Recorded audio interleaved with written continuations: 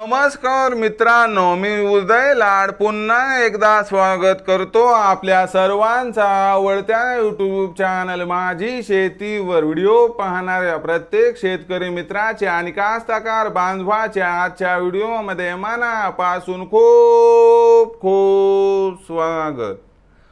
मित्रांनो, thumbnail पाहितलं, title वाचलं होय मित्रांनो, सामान्य सोयाबीन उत्पादक कास्तकार बांधवांचा सर्वात महत्त्वाचा सवाल की अखेर जून महिन्यात आता देशांतर्गत बाजारामध्ये सोयाबीनचा भाव वाढणार की मग घटणार।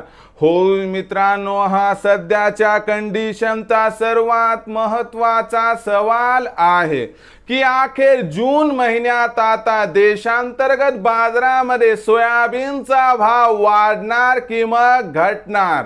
हा सवाल तुमच्या मनातला आहे, हा सवाल माझ्या मनातला आहे। आज भारतवर्षातील सामान्य सोयाबीन उत्पादक कास्तकार बांधव या ठिकाणी विचारत आहे की अखेर जून महिन्यात आता देशांतर्गत बाजारामध्ये सोयाबीनचा भाव वाढणार की मग घटणार। या प्रश्नाचं अचूक उत्तर जाणून घेण्यासाठी आपण सर्वांनी हा व्हिडिओ आता सुरुवातीपासून शेवटपर्यंत पाहावा।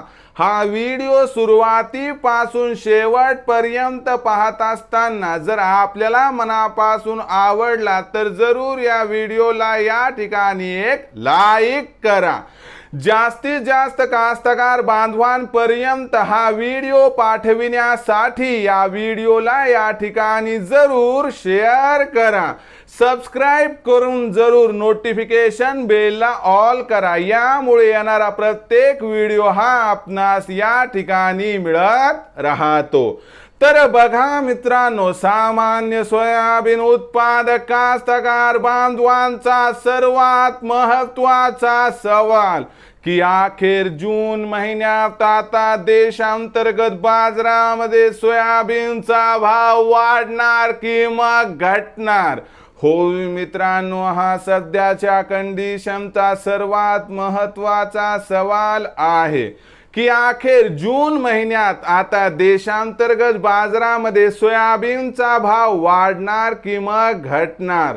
या प्रश्नाचं अचूक उत्तर जाणून घेण्यासाठी जून महिन्यात देशांतर्गत बाजारामध्ये मागणी पुरवठ्याची स्थिती कशी राहणार आणि या परिस्थितीचा परिणाम अखेर सोयाबीनच्या भावावरती कसा होणार आणि या प्रश्नाचं उत्तर आपल्याला तेव्हाच मिळणार की अखेर जून महिन्यात सोयाबीनचा भाव वाढणार की मग घटणार। या प्रश्नाचं आता उत्तर घेऊया। बघा मित्रांनो, सध्याच्या कंडिशनला जो सोयाबीनचा बाजारभाव आहे तो सध्या देशांतर्गत बाजारामध्ये 4200 ते 4500 च्या दरम्यान दिसत आहे। इथून 31 मे पर्यंत सोयाबीनच्या भावात काही प्रमाणात सुधारणा होण्याची शक्यता आहे आणि या सुधारणेमध्ये जो सोयाबीनचा भाव आहे तो 100 रुपयाने वधारून 4300 ते 4600 च्या दरम्यान स्थिरावण्याची शक्यता आहे। पण आपला मुख्य प्रश्न आहे तो जून महिन्याबाबतीत। तर बघा मित्रांनो, जून महिन्याच्या 30 दिवसांचा आपल्याला पहिल्यांदा डिवायडेशन करावं लागेल।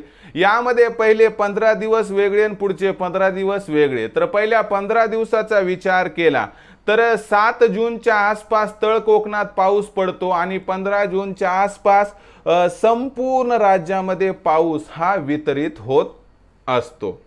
याचा अर्थ की पेरणीची लगबग पहिल्या 2 आठवड्यात मोठ्या प्रमाणात सुरू होत असते आणि त्यामुळे आपल्याला मार्केटमध्ये खत बियाणाच्या खरेदीसाठी शेतकरी मित्रांची झुंबड उडालेली दिसते।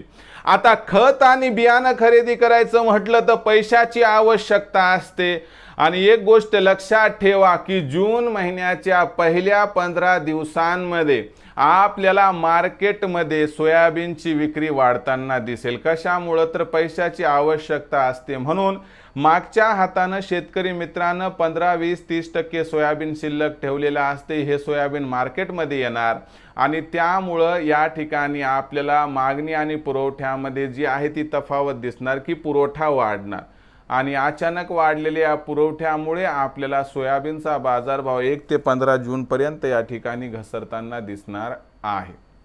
परंतु 15 जूनची तारीख ओलांडली आणि ही खत बियाणांच्या खरेदीची लगबग संपली की पुन्हा एकदा सोयाबीनची विक्री कमी होणार 15 जून नंतर आणि सोयाबीनच्या विक्री कमी झाल्यामुळे भावाला थोडा आधार मिळेल, 100 रुपयाची पुन्हा तेजी येईल। म्हणजे आपल्याला 1 ते 15 जूनपर्यंत 100-200ची घसरण आणि 15 ते 30 जूनच्या दरम्यान 100-200ची वाढ अशी एकंदर जून महिन्याची परिस्थिती राहताना दिसणार आहे।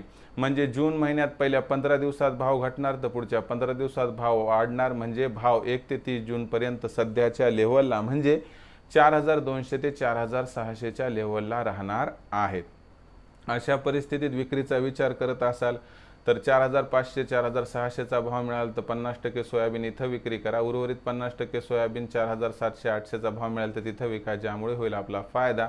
परंतु भविष्यात सोयाबीनच्या भावात प्रचंड तेजी येईल याची काही शक्यता दिसत नाही, म्हणून विचार करून विक्रीचा निर्णय घ्यावा। आवडला असणारा हा व्हिडिओ तात्काळ लाईक करा, सामान्य कास्तकार बांधवापर्यंत पाठवण्यासाठी शेअर करा, सबस्क्राईब करून जरूर नोटिफिकेशन बेलला ऑल करा, यामुळे येणारा प्रत्येक व्हिडिओ हा आपणास या ठिकाणी मिळत राहतो। तर मित्रांनो, अशाच एका नवीन व्हिडिओसह मी आपला मित्र उदय लाड आपल्या सर्वांच्या आवडत्या यूट्यूब चॅनल माझी शेतीवर मिळत राहील। तोपर्यंत माझ्या प्रत्येक शेतकरी मित्राचे आणि कास्तकार बांधवाच्या आजच्या व्हिडिओमध्ये मनापासून खूप खूप आभार।